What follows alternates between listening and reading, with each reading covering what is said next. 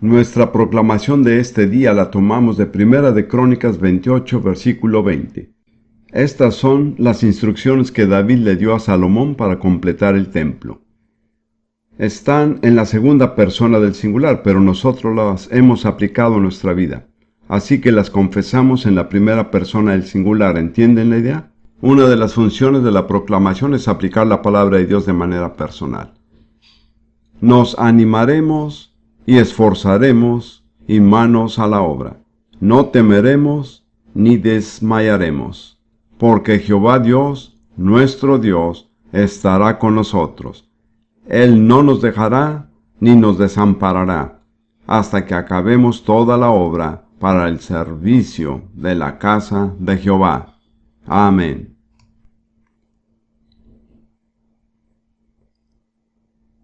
Ahora vamos a continuar con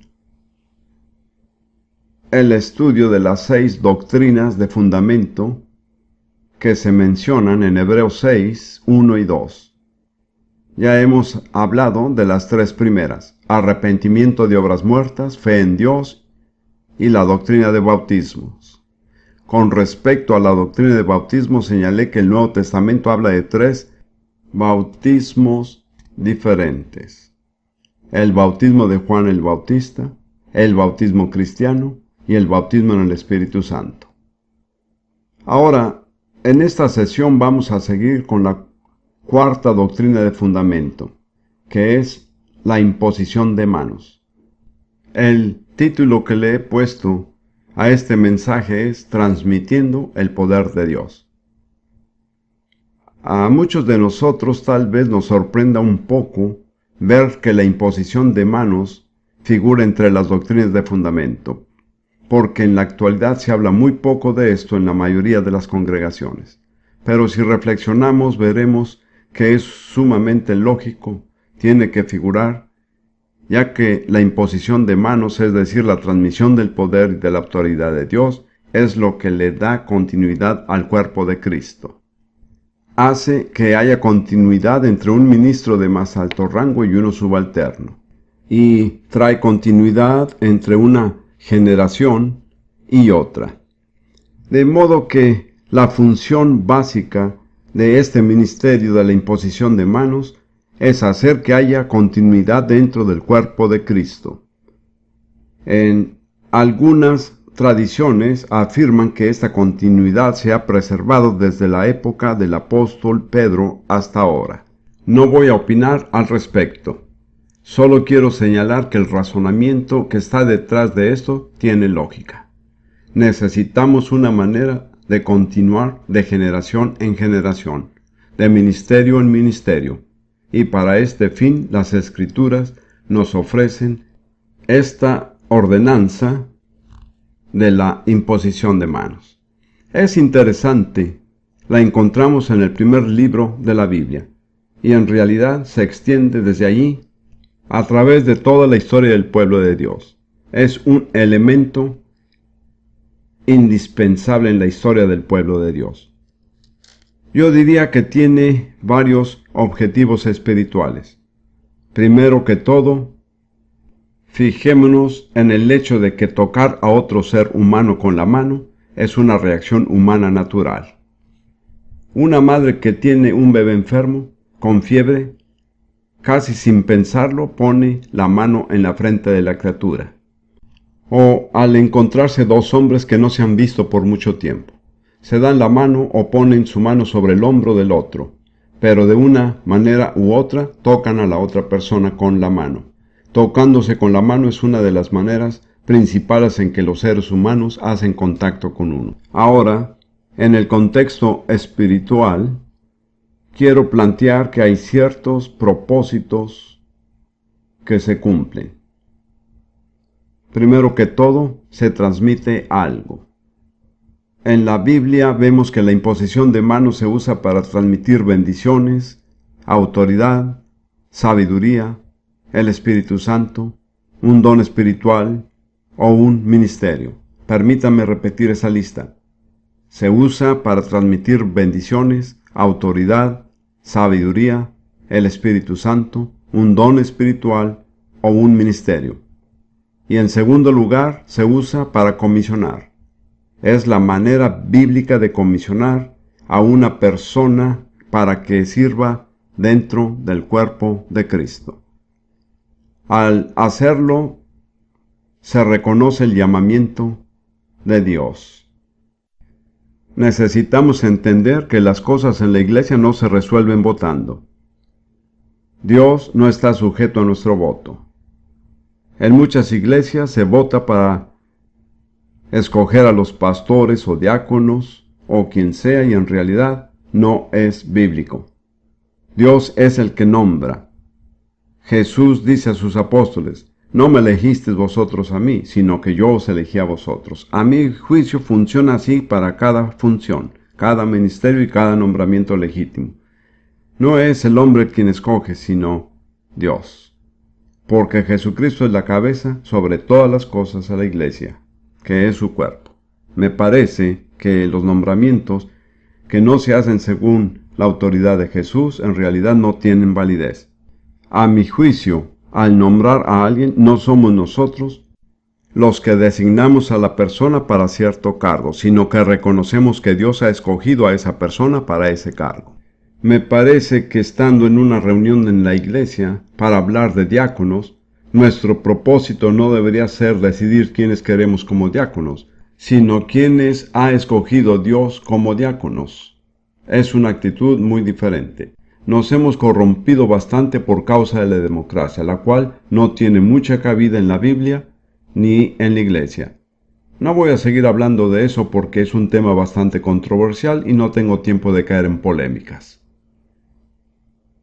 En segundo lugar, además de ser un reconocimiento, la imposición de manos se usa para apartar a una persona para cierto ministerio o labor. En tercer lugar, se usa para respaldar o dar autoridad. Y en cuarto lugar, se usa para equipar, es decir, transmitir el don espiritual, la autoridad espiritual o cualquier otra cosa que la persona necesite para llevar a cabo la tarea que Dios le ha encomendado. Permítame repetir esta lista porque es importante. La imposición de manos se usa para comisionar a las personas, en el sentido de reconocer quién Dios ha escogido, no de decidir uno a quién se le debe dar el cargo. Se usa para apartar a una persona para una cierta tarea o un cierto ministerio, y también para respaldar a la persona transmitiéndole autoridad.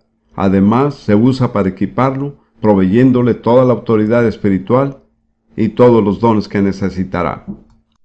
Miremos ahora algunos ejemplos, primeramente del Antiguo Testamento. Busquemos en Génesis 48 y leamos desde el versículo 8 hasta el versículo 19, que es un pasaje muy interesante.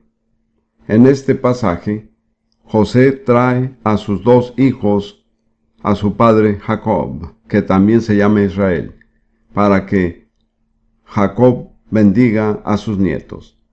Y permítame decir que después de la bendición de Dios, la bendición más deseable es la de un padre o de un abuelo.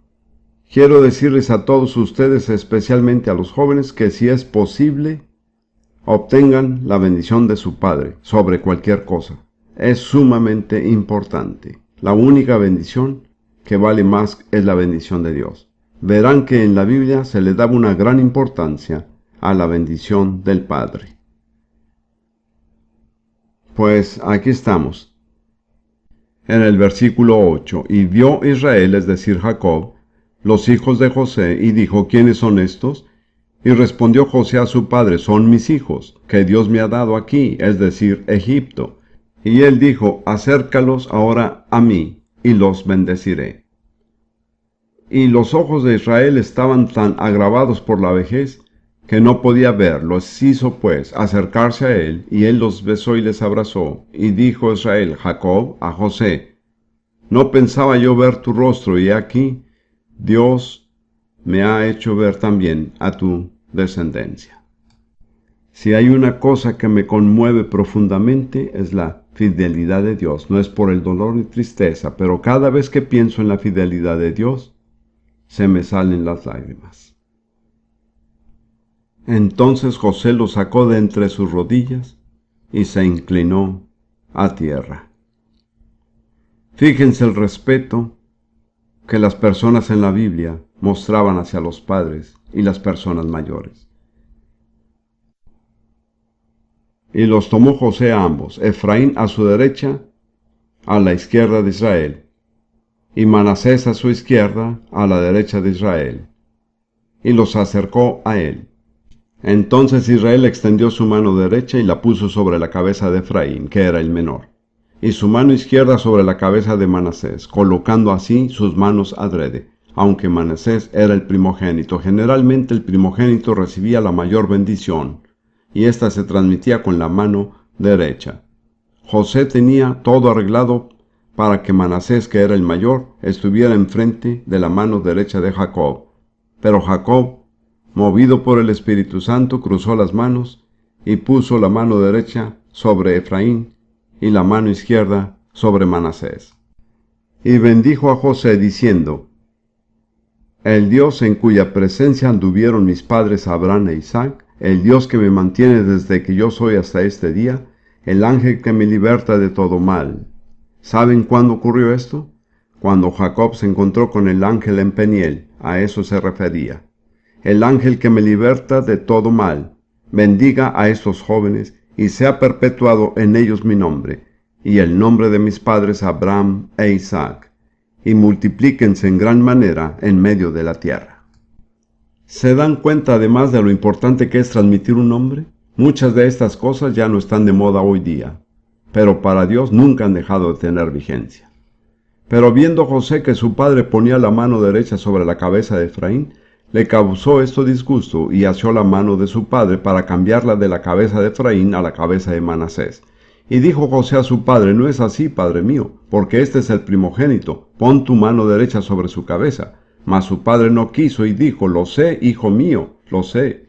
También él vendrá a ser un pueblo, y será también engrandecido, pero su hermano menor será más grande que él, y su descendencia formará multitud de naciones. Y los bendijo aquel día diciendo: En ti bendecirá Israel, diciendo: Hágate Dios como a Efraín y como a Manasés. Y puso a Efraín antes de Manasés. Es un cuadro muy gráfico, ¿verdad? Como ve, es muy exacto.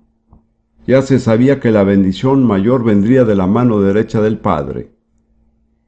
Y era algo tan real que verdaderamente se transmitía algo. No era simplemente una formalidad ni una ceremonia. Era un acontecimiento vital en la vida de dos jóvenes, Efraín y Manasés. En realidad determinó su destino de ahí en adelante.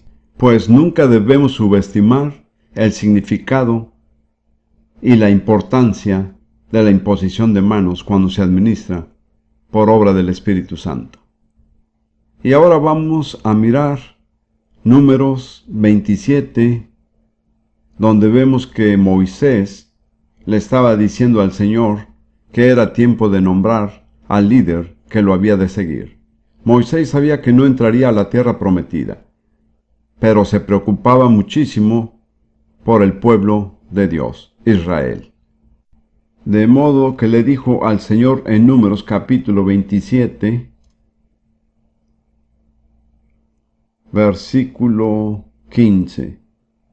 Entonces respondió Moisés a Jehová diciendo: Ponga Jehová, Dios de los espíritus de toda carne, un varón sobre la congregación. Me parece eso importante. Él es el Dios de los espíritus de toda carne. Es el Dios que conoce el espíritu de cada persona. Él ve lo más profundo del carácter humano.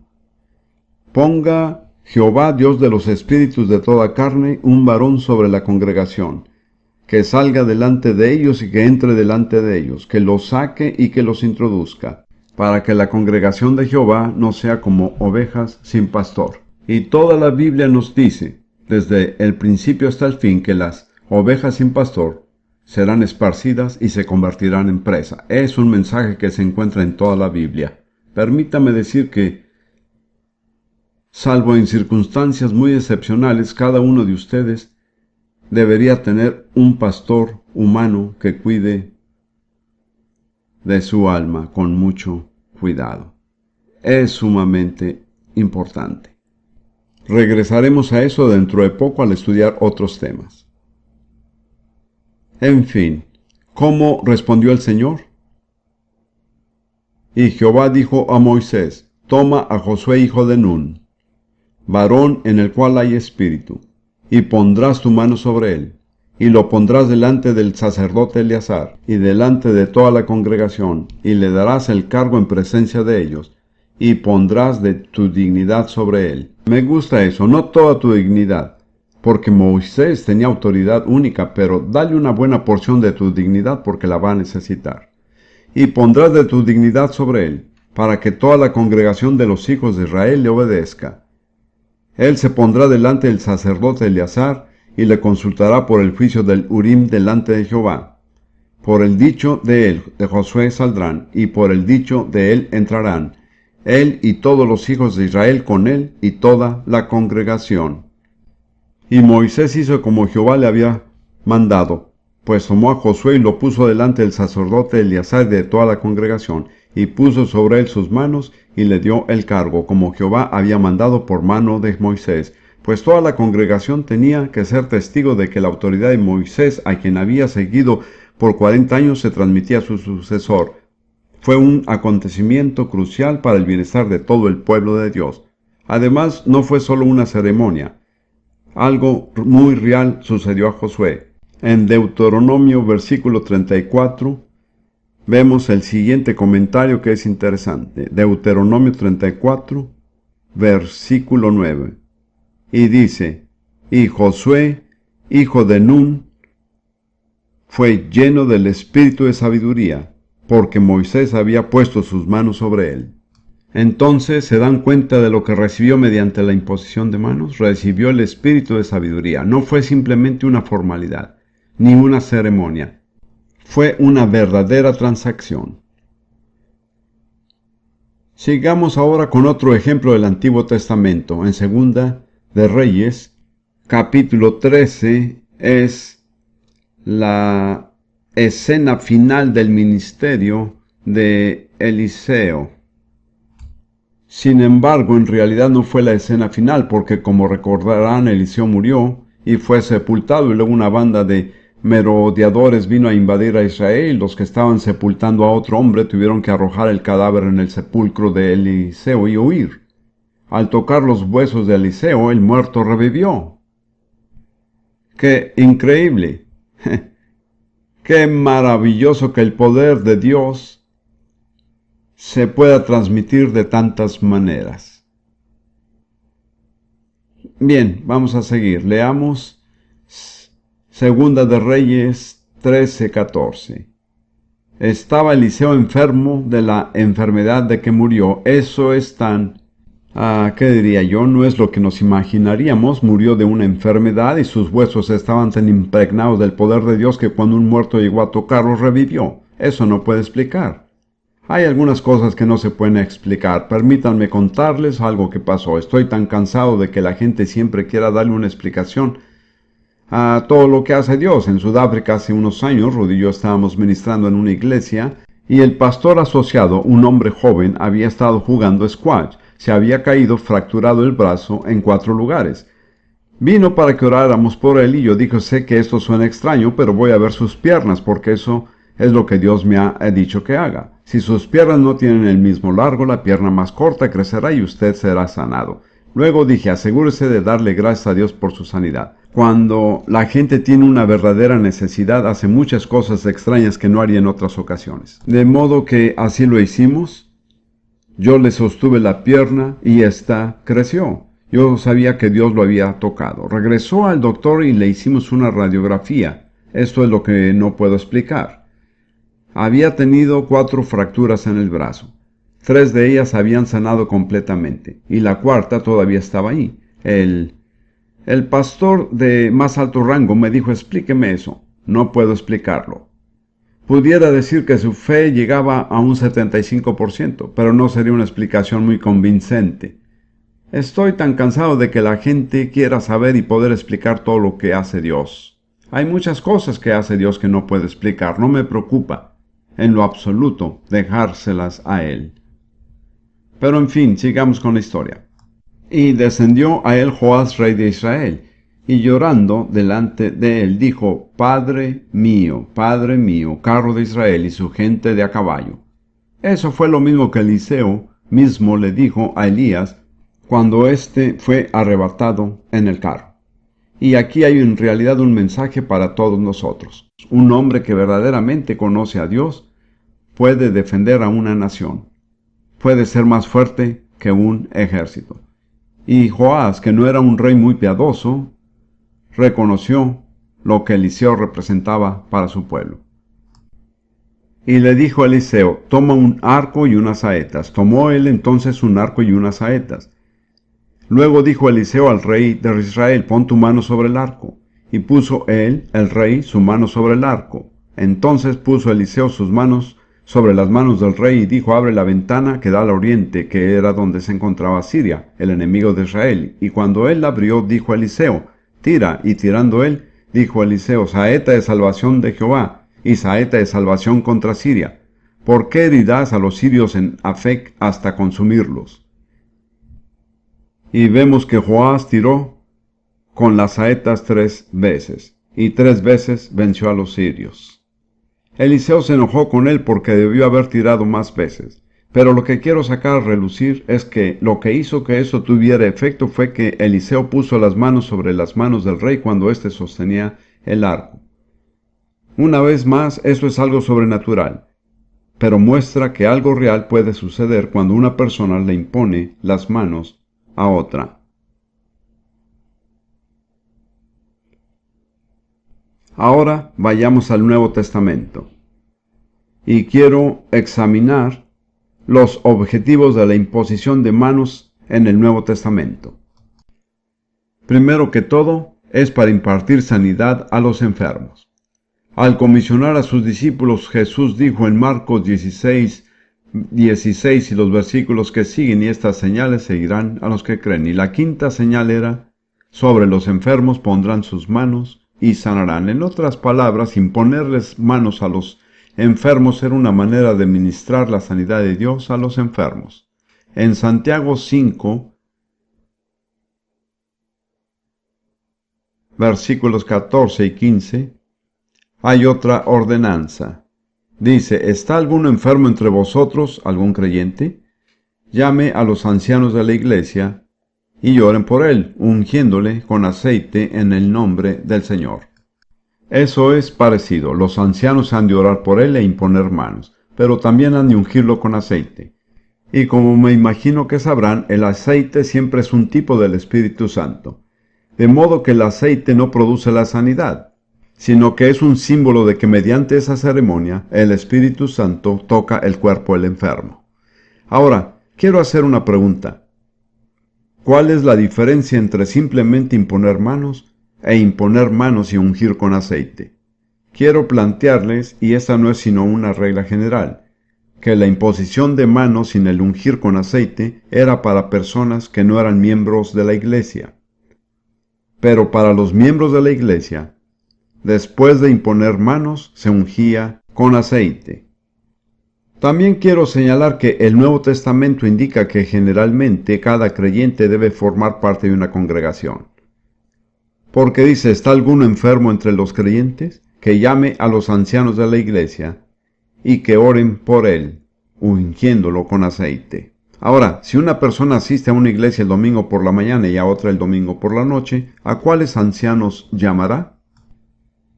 Y si la persona no tiene ancianos a quienes llamar, ¿qué hará cuando esté enfermo? ¿Se dan cuenta? En otras palabras, el Nuevo Testamento asume que, con ciertas excepciones, el creyente será miembro de una congregación, que los líderes lo conocerán y que él reconocerá su liderazgo y tendrá acceso a su ministerio. Permítanme mencionar otra cosa. Esto no tiene que ver con nuestro tema, pero en el libro de Apocalipsis, capítulos 2 y 3, se envían 7 mensajes. Se envían a 7 iglesias. Solo a las iglesias. Si no pertenecía a una iglesia, no recibía el mensaje. Siento que Dios quiere que haga hincapié en esto. Siento que algunos de ustedes son como las cabras monteses. Se encuentran muy separadas de la manada y no tienen pastor. Es peligroso estar en esa situación. Someterse a la autoridad humana requiere humildad, pero Dios bendice a los humildes y resiste a los soberbios. Así que usted tiene que escoger. Hay excepciones, hay situaciones en que esto no se aplica. No sea una excepción si debería ser parte de la regla. Luego, el siguiente propósito en el cual es apropiado la imposición de manos es el de impartir el don del Espíritu Santo.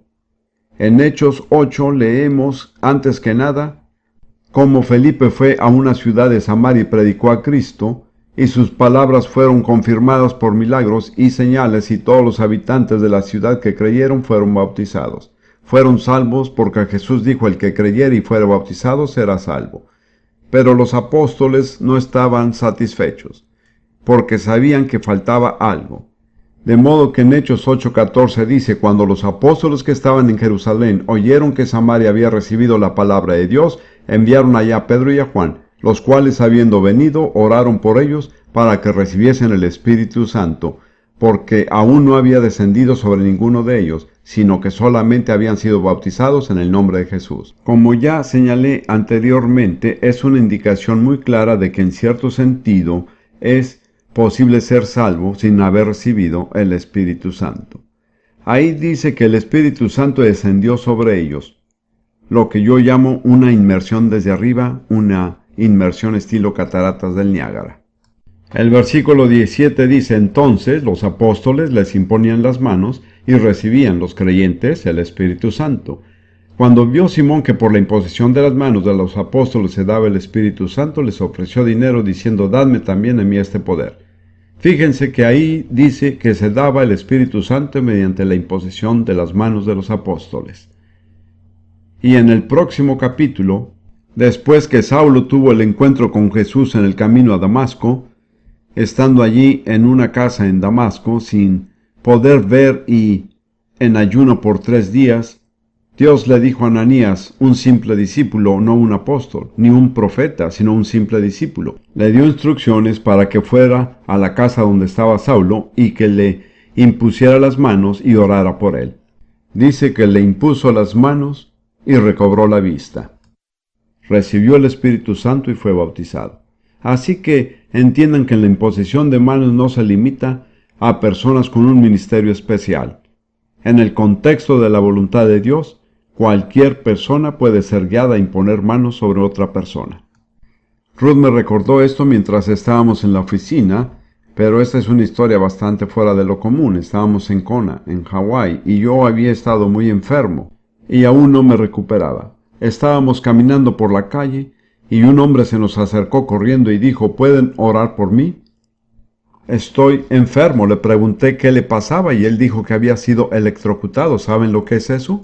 Había recibido una descarga eléctrica de alto voltaje. Sus hombros estaban paralizados. No podía levantar las manos más que esto. Pues yo estaba un poco renuente a orar por él, pero él seguía insistiendo. De modo que nos detuvimos en medio de la calle, justamente a la puerta de un restaurante, y oramos. Ruth puso las manos sobre sus hombros. Al día siguiente, durante el tiempo devocional en Juventud con una Misión, levantó las manos más arriba de la cabeza. Había recibido un milagro mediante la imposición de manos. Más adelante él vino a vernos cuando estábamos ministrando en Arizona y nos dijo que había ido al doctor a hacerse un examen. El doctor dijo, he examinado sus hombros y es imposible que usted pueda levantar los brazos más arriba de la cabeza. Ese es solo un pequeño ejemplo de lo que hará la imposición de manos. Una vez más en Éfeso, ya hemos visto eso en otro contexto. Pablo llegó allí y encontró a unos discípulos, pero no eran sino discípulos de Juan el Bautista. Pablo les explicó el Evangelio, fueron bautizados en el nombre del Señor Jesús, y cuando Pablo les impuso las manos, hablaron en otras lenguas y profetizaron. Así que la imposición de manos es una manera muy bíblica de transmitir el poder del Espíritu Santo. En realidad hay 5 ejemplos principales en el Nuevo Testamento y es interesante.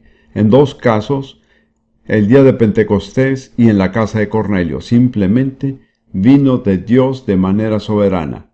En los otros 3 casos, es decir, en Samaria, en el caso de Saulo de Tarso y en Éfeso, fue transmitido mediante la imposición de manos. Así que depende de cómo guíe Dios. He tenido el privilegio de guiar a miles de personas a recibir el bautismo en el Espíritu Santo. El fuerte mío es lograr que las personas crean que si buscan al Señor, recibirán. Yo impongo manos sobre las personas, pero no es lo más usual. Y puedo decir que por la gracia de Dios he visto a miles de personas recibir directamente el Señor. Ahora vamos a seguir. Otro propósito de la imposición de manos es comisionar a los siervos de la iglesia, que a veces se llaman diáconos. Me pregunto cómo cambiarían algunas iglesias si se dieran cuenta de que en griego la palabra diácono quiere decir siervo. Quiero decir, en algunas iglesias, la junta de diáconos tiene mucha autoridad. ¿Cómo sería si se llamara la junta de siervos? Alguna terminología que usamos la usamos mal. Rudy y yo fuimos a Pakistán una vez y teníamos que pasar por inmigración y la aduana. El aduanero, que era pakistaní, me preguntó qué era yo. Era un país musulmán y pensé, tienes que tener bastante cuidado. Finalmente dije, soy ministro. Pensé que ese era un término bastante seguro, que la mayoría de las personas no entienden. De ahí en adelante me recibieron a cuerpo rey en todas partes, me hicieron pasar al principio de la fila, etc. Después me di cuenta que él pensó que era ministro del gobierno de los Estados Unidos. Estamos tan lejos del verdadero significado de la palabra ministro, que significa siervo. Hermano o hermana, si usted es un ministro, es un siervo del Señor y un siervo del pueblo de Dios. Bien. La iglesia en Hechos 6 tenía un problema muy bueno. Estaban creciendo tan rápidamente que no podían cuidar de todos los pobres y de todas las viudas que necesitaban su atención. Permítanme señalar otra cosa con respecto a la iglesia del Nuevo Testamento. Invariablemente se responsabilizaban por sus viudas. Era algo que se daba por hecho. El problema hoy es que el gobierno se ha hecho cargo de tantas funciones que la iglesia en realidad no se da cuenta de su responsabilidad. Todavía pienso que la iglesia tiene cierta responsabilidad hacia los pobres, sea como sea que esta responsabilidad se lleve a cabo. Entonces, los creyentes vinieron a los apóstoles y dijeron, las cosas no están funcionando bien, nuestras viudas no están siendo atendidas. Así que los apóstoles dijeron, está bien, vamos a tomar ciertas medidas. Era una situación bastante grave. Los 12 apóstoles convocaron a la congregación y dijeron, no es justo que nosotros dejemos la palabra de Dios para servir a las mesas. Buscad pues, hermanos, de entre vosotros a 7 varones de un buen testimonio, llenos del Espíritu Santo y de sabiduría, a quienes encarguemos este trabajo, y nosotros persistiremos en la oración y en el ministerio de la palabra. ¿Cuál es el ministerio apostólico? La oración y el ministerio de la palabra. No es la administración. Dijeron, podemos conseguir a otras personas que se encarguen de la administración, nosotros seguiremos con nuestra responsabilidad. Escojan a 7 hombres conocidos de entre ustedes, y todos ellos tenían que ser llenos del Espíritu Santo. En la iglesia primitiva no se nombraba ni a un diácono a menos que éste fuera lleno del Espíritu Santo. Aquí vemos la sabiduría de los apóstoles, porque los diáconos iban a encargarse de las finanzas, así que dijeron que la congregación los escogiera. Luego los tomaron, los ordenaron y les dieron el cargo. Y después de eso la congregación ya no se podía quejar de estos hombres, porque ellos mismos los habían escogido. ¿Se da cuenta de lo sabio que es Dios? Dice que trajeron a estos hombres y los presentaron ante los apóstoles, quienes orando les impusieron las manos. Los ordenaron.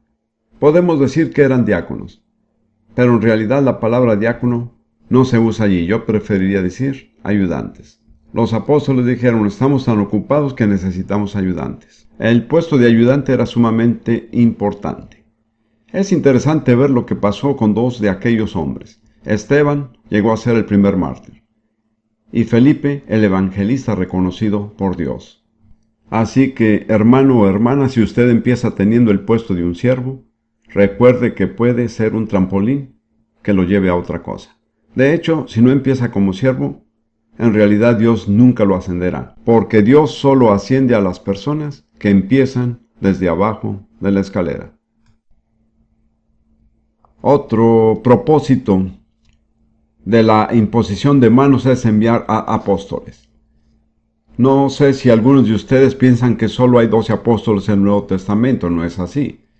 He contado unas 20 personas que fueron llamadas apóstoles. Hubo los 12 apóstoles originales y luego hubo otros apóstoles cuyos nombres se mencionan. Miremos algunos de ellos. En Hechos 13 habla de la iglesia en Antioquía, que en muchos aspectos era una iglesia modelo.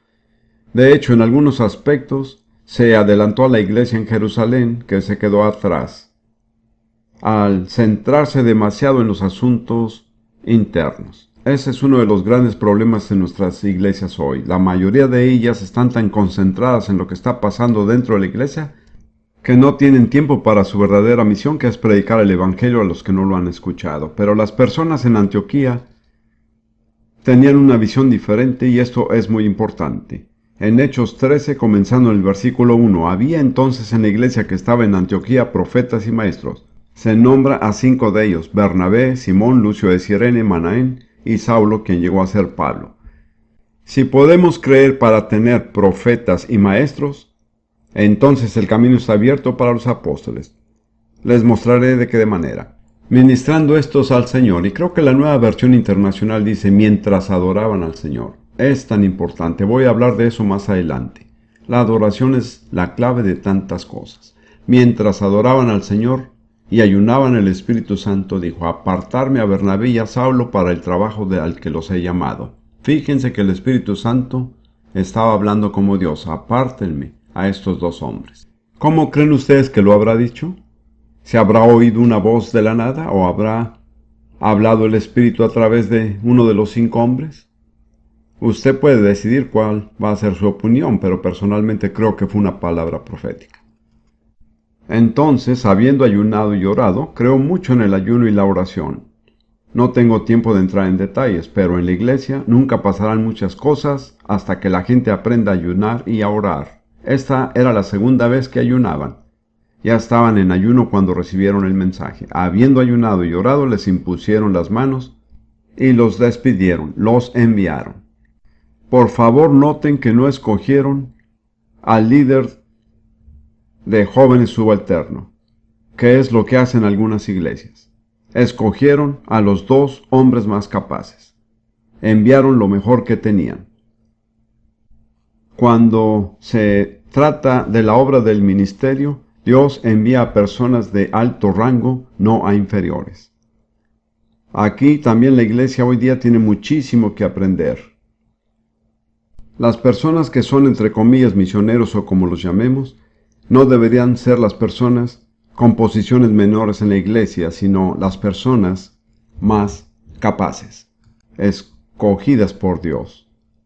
Pero tenemos un énfasis totalmente erróneo en cuanto a nuestra estructura interna y estamos tan concentrados en nosotros mismos que en realidad no tenemos la visión del Señor. No sé si me van a perdonar lo que voy a decir, pero creo que muchas personas involucradas en el movimiento actual del Espíritu Santo en algunos países son como los astrónomos en la época de Ptolomeo. Si saben un poco acerca de la astronomía, y yo no sé mucho, pero Ptolomeo estaba convencido de que el Sol giraba en torno a la Tierra. Vino Copérnico y dijo: eso no es cierto, es al revés. La Tierra gira en torno al Sol, y es típico que la iglesia quiso darle muerte por decir eso. Apenas escapó con su vida. ¿Por qué se enfureció tanto la iglesia? Porque iba en contra de sus tradiciones. Pienso que hay muchos cristianos que todavía viven en la época de Ptolomeo. Creen que el Hijo de Dios gira en torno a nosotros. Todavía no se han dado cuenta de que es al revés. nosotros giramos en torno al Hijo de Dios. Jesús no existe para beneficio nuestro. Nosotros existimos para su gloria. Lo podemos ver en los cánticos que se cantan. Se concentran totalmente en lo que Jesús hará por uno. Eso es maravilloso, pero es menos importante de lo que nosotros haremos por Jesús. Ahí es donde está el énfasis. De todas maneras, esa iglesia envió a las personas más capacitadas que tenía. Eran profetas y maestros. Pero si siguen leyendo en el próximo capítulo de Hechos, capítulo 14, hablando de estos dos hombres, en cierto lugar dice, y la gente de la ciudad estaba dividida, unos estaban con los judíos y otros con los apóstoles. Y luego dice en el versículo 14, cuando lo oyeron los apóstoles Bernabé y Pablo, etc., habían llegado a ser apóstoles. ¿Cómo? Por el hecho de haber sido enviados por una iglesia bajo la dirección del Espíritu Santo. La palabra apóstol significa uno que es enviado. Si una persona no ha sido enviada, no es apóstol. Entonces aquí tenemos dos hombres que no figuran entre los 12 apóstoles originales, pero ahora Pablo y Bernabé se les llaman apóstoles. ¿Cómo llegaron a ser apóstoles? Por nombramiento del Espíritu Santo. ¿Cómo oyeron la voz del Espíritu Santo? Estaban orando, ayunando y adorando a Dios, y cuando el liderazgo de la iglesia hace eso, veremos surgir apóstoles. Bien, después vemos que en el Nuevo Testamento la imposición de manos también se usa para nombrar ancianos. En Hechos 14:23, el capítulo donde hemos estado leyendo, dice, y Pablo y Bernabé constituyeron ancianos en cada iglesia, de modo que inicialmente eran los apóstoles los que nombraban a los ancianos. Luego, al escribirle a Timoteo, que era su representante en la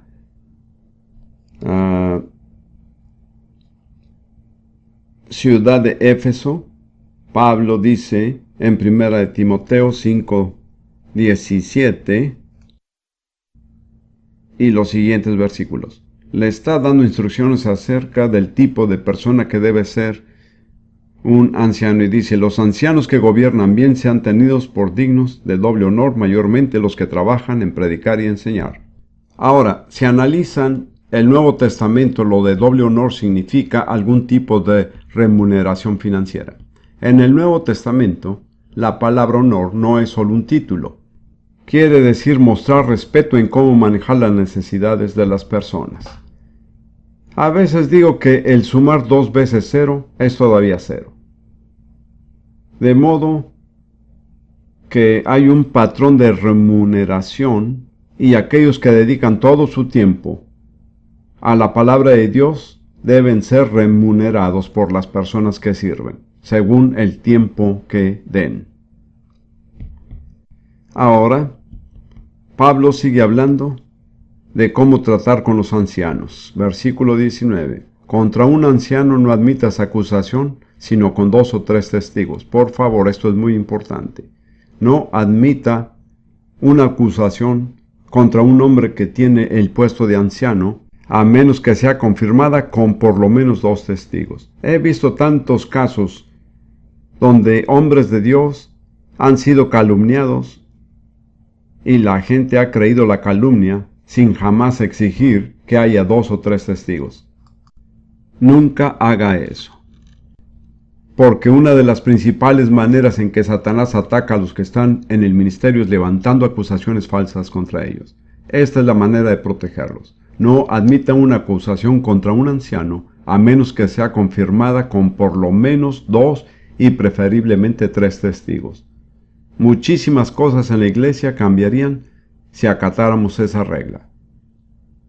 Pablo sigue diciendo, en el mismo capítulo, versículo 21, te encarezco delante de Dios y del Señor Jesucristo y de sus ángeles escogidos, que guardes estas cosas sin prejuicios, no haciendo nada con parcialidad, lo cual no tiene lugar en el reino de Dios.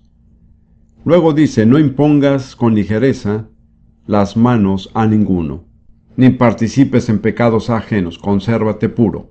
Eso está en el contexto de cómo tratar con los ancianos. Así que cuando dice que no se le debe imponer las manos a ninguno con ligereza, quiere decir que no se debe nombrar a un anciano apuradamente. Hay que asegurarse de tener la mente de Dios. Hay que tener mucho cuidado de que la persona reúna las condiciones necesarias. Porque, como he dicho muchas veces, es mucho más fácil imponer manos que retirar la imposición de manos. Una vez que se ha nombrado a un anciano, es muy difícil deshacerse de él, si se ha hecho un nombramiento indebido.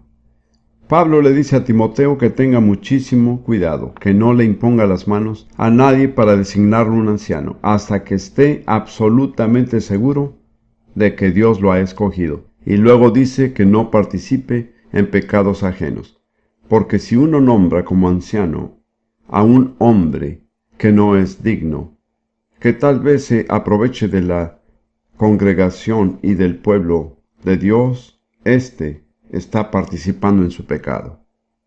Así que tenemos que tener muchísimo cuidado. Y quiero decir que nuestra iglesia, que no siempre es una iglesia modelo, pero cuando designan ancianos, créanme, se les examina rigurosamente. Quiero decir, esos hombres pasan 2 días contestando preguntas. Se toma en cuenta todo. Creo que el nombrar ancianos apresuradamente acarrea muchos problemas en la iglesia. ¿Se dan cuenta cuántas lecciones aprendemos de esto de imponer manos? No es un asunto insignificante.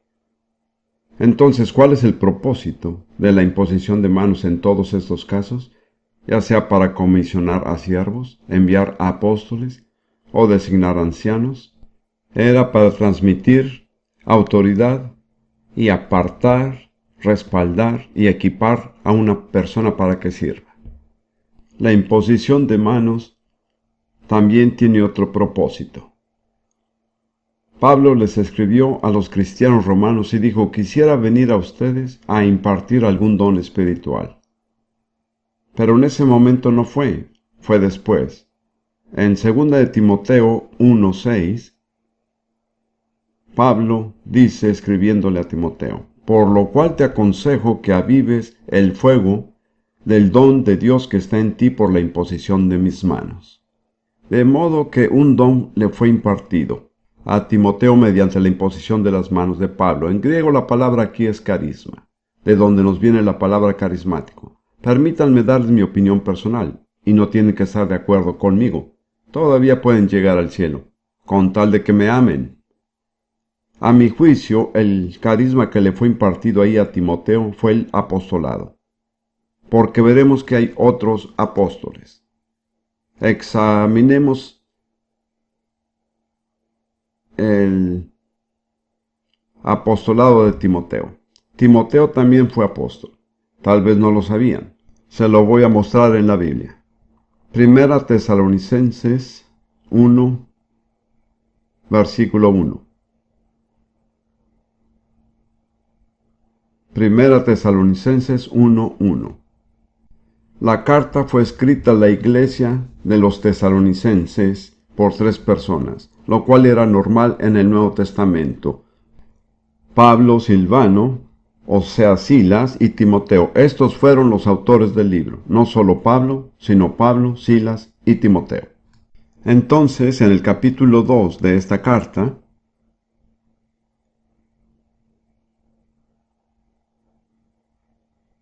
versículo 6. Estos mismos hombres, Pablo, Silas y Timoteo, dijeron: ni buscamos gloria de los hombres, ni de vosotros, ni de otros, aunque podíamos seros carga como apóstoles de Cristo. De modo que los 3, Pablo, Silas y Timoteo, eran apóstoles.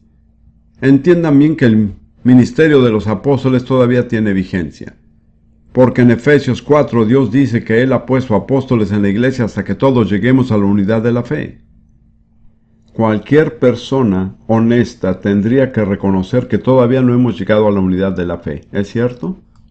Se necesitan apóstoles, pastores, evangelistas, profetas y maestros. Se necesitan todos, hasta que la obra haya sido completada.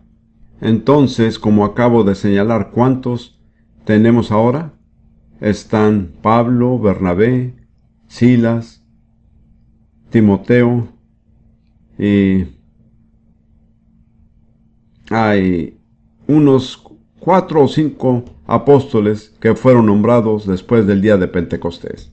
Quiero tomar un tiempo para examinar la cuestión del apostolado de Timoteo. No el apostolado de Pablo, sino de Timoteo. He señalado que a Timoteo se le llama un apóstol. ¿Cómo llegó a ser apóstol?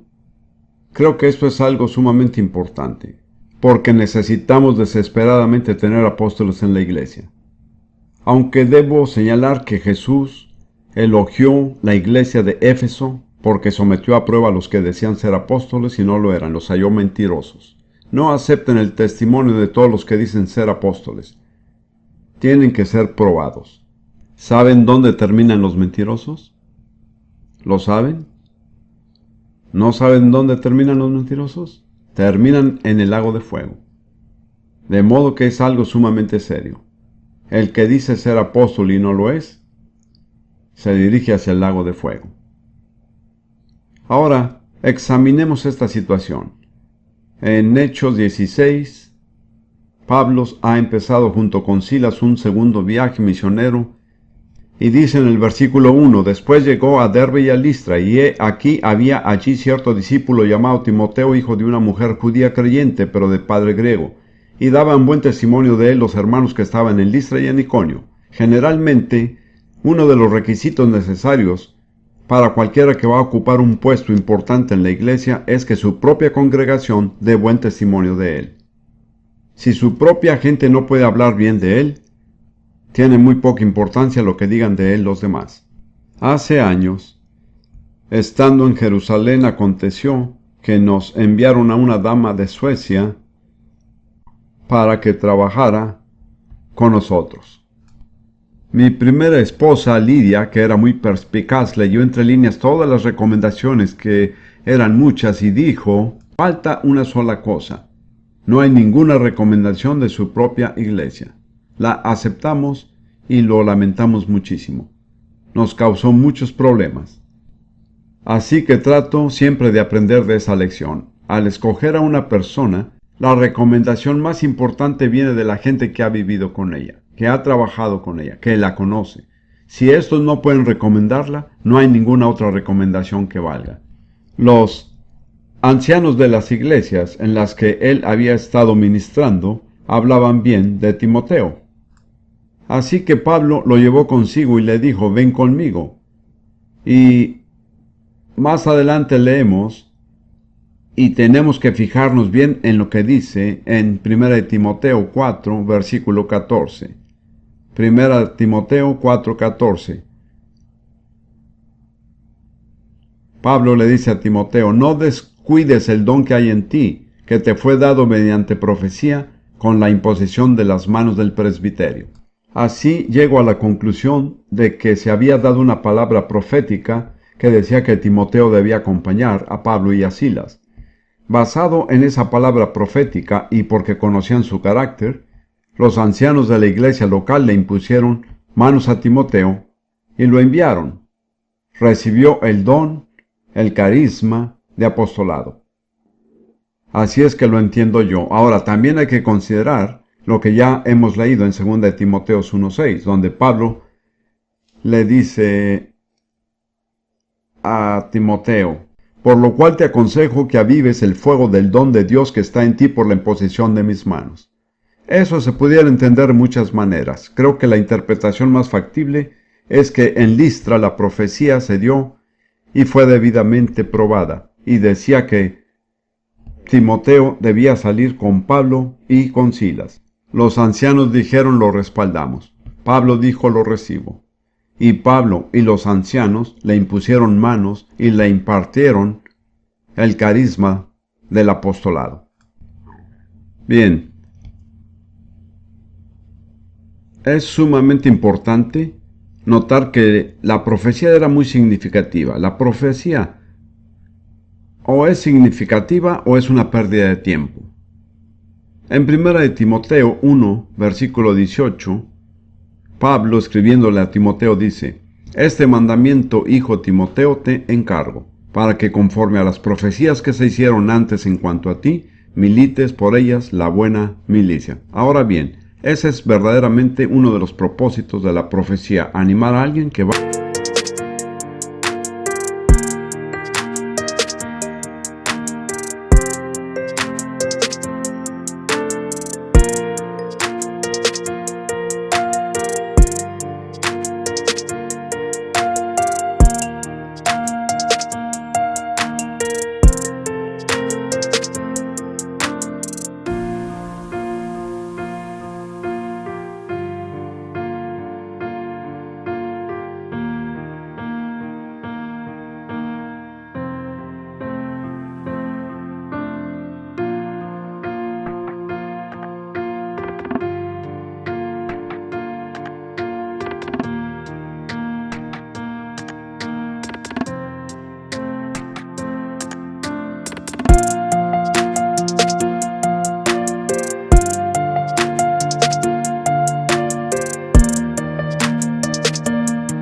a tener oposición, para que sepa que Dios verdaderamente lo ha escogido. Incluye este pequeño incidente en mi libro, La imposición de manos. Y llegó aquí a Nueva Zelanda. Y un líder cristiano bastante conocido en Nueva Zelanda, cuyo nombre no voy a mencionar, recibió una profecía estando en los Estados Unidos. Decía que él debía hacer una cierta labor. Él se desanimó mucho y estaba a punto de darse por vencido cuando leyó esto y dijo: voy a guiarme por las profecías. Les diré quién fue: el hermano Short. En realidad, esa fue una de las cosas que lo hizo entrar al ministerio que tiene, el cual ha afectado a esta nación y muchas otras. ¿Se dan cuenta lo significativo que puede ser una profecía si viene del Espíritu Santo? Tengo que decirles, amigos, que estoy harto de muchas profecías que oigo. Las llamo adivinación carismática. Las personas entran, le imponen manos a uno y dicen: usted hará esto y aquello. Puede ser, pero en la mayoría de los casos no sucede así. Es difícil a veces distinguir entre lo que es profecía y lo que es adivinación. ¿Saben que los adivinos pueden decir la verdad? ¿Lo sabían? En Hechos 16, una mujer con espíritu de adivinación fue la primera en reconocer quiénes eran Pablo y Silas, antes que cualquier otra persona en la ciudad de Filipos.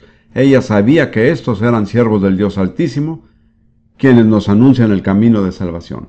Sin embargo, era una sierva de Satanás.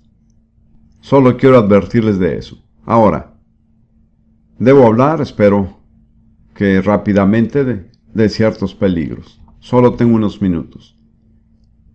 Dos peligros que se mencionan. Primero que todo, el respaldar a alguien que es indigno. Cuando uno lo hace y surge un problema, uno es responsable en parte por el problema que causó. El segundo es lo que llamo contaminación espiritual. Uno puede imponerle manos a una persona y orar para que sea liberada de un espíritu inmundo, pero hay que saber cómo protegerse, porque puede ser que uno también reciba algo de esa persona. O bien podemos impartir el Espíritu de Dios, o bien aquel espíritu, es decir, el espíritu inmundo, puede afectarnos. Recuerdo cuando un grupo de nosotros, estando en el ejército, le impusimos manos a un hombre que estaba sufriendo de una depresión muy fuerte. En realidad, el Señor no nos dio a hacerlo, simplemente lo hicimos. ¿Saben qué pasó? A todos nos atacó la depresión. No nos habíamos protegido. Cuando imponemos las manos necesitamos estar protegidos. ¿Cómo? Con humildad y oración. Sea guiado por el Espíritu Santo. Los que son guiados por el Espíritu de Dios, estos son hijos de Dios.